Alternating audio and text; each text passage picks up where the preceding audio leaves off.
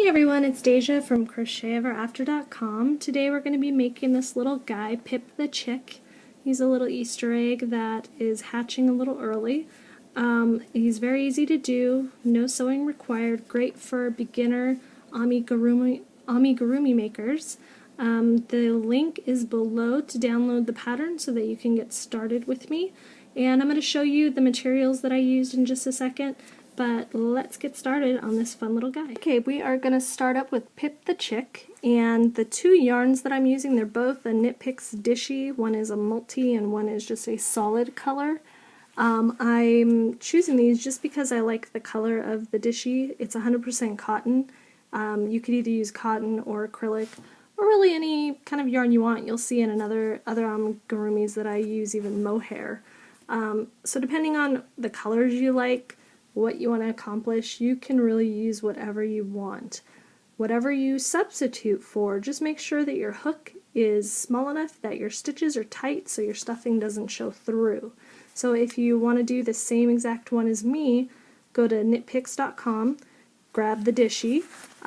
The orange color is Clementine, like the orange, and the multi one is Tricycle Multi.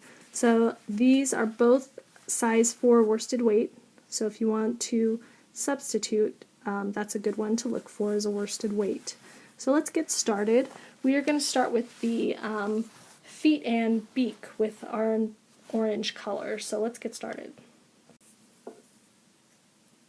Okay, we're going to start off our Pip the Chick by doing a leg and foot. So to do that, I'm taking my Clementine Dishy and a 4mm hook, and let me make my slip knot. And I'm making my tail long enough that I can easily double knot it. Just pull the wrong end here. I don't like to sew amigurumis. I try to avoid it, and I try to design without having a lot of sewing. So these are all everything's going to be joined with double knotting while you work. So make the tail long enough that you can easily double knot it. So to begin the foot, what we do is chain 9, and because it's amigurumi, I want to chain it nice and tight, and I want it to be nice and tight because I'm making a foot out of just one row. So keep your chains, keep your loop right on your shaft, and pull through so that you can keep them all consistent and nice and tight so you don't have big loopy feet. So chain 9, 1, 2, 3, 4, 5, 6, 7, 8, and 9. And then we're going to start on the first toe. So to do the toe, we turn our work and we skip our first chain. You can't work into that chain. If you try to slip stitch into that chain, all you end up with is a loop on your hook. So that is not possible. See, that's why you skip that first chain. Then I'm going to slip stitch in the next 3 chains, one at a time, not all at once. I like to just catch this back loop. You can catch however you like working into your foundation chains, whether it be the bottom bump or the back loop and bottom bump, totally up to you. But I like to do the back loop because it's just fast. So I'm going to slip stitch 3 times. So here's my second slip stitch, and then my third. So I have my first toe formed. And you see I grab down here, it kind of makes it easier to pull that loop through that last loop on my hook. I got my first toe done. I need to do my next toe, so I'm going to chain 4. I make it nice and tight, so sometimes it's a little difficult to get through. But you should be able to, if you're working in that back loop only, no matter how tight you chain, you should be able to get in there, because since you're only pulling on one chain of your chain, it'll kind of tighten up the rest of your chains also. So it does have a benefit working just in that back loop if you find it difficult to catch the other loops. So I'm going to slip stitch 3 times again to make my second toe.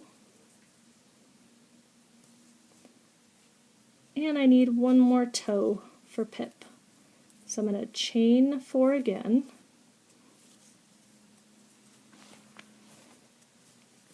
And slip stitch again. 3 slip stitches, oops,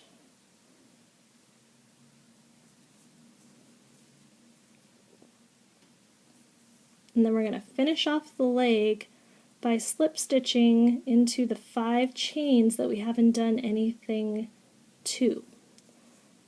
But if you finish this toe and you're looking and confused on where your hook needs to go, what you can do to make it easier on yourself is go back to the beginning. Go to that very first chain you made and count 5 chains up. And that is going to be where you're going to put your hook. So we have 1, 2, 3, 4, 5. If it's hard for you to count them because they look kind of funny, just count that back loop. Just look for the back loops. And count 5 back loops. And then you'll know that this is where my hook needs to go, because I need to make 5 slip stitches up the leg. So pull it nice and tight so your toes close up into a foot, and start slip stitching back up that leg. So 5 slip stitches, and you have finished your first leg of Pip the Chick.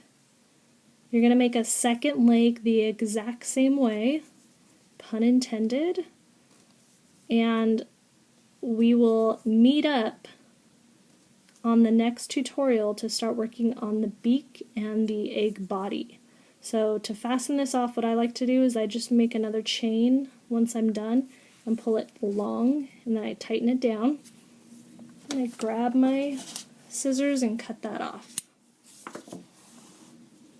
Now I have 2 tails that I'm going to easily be able to knot through my project, so I'll have my feet.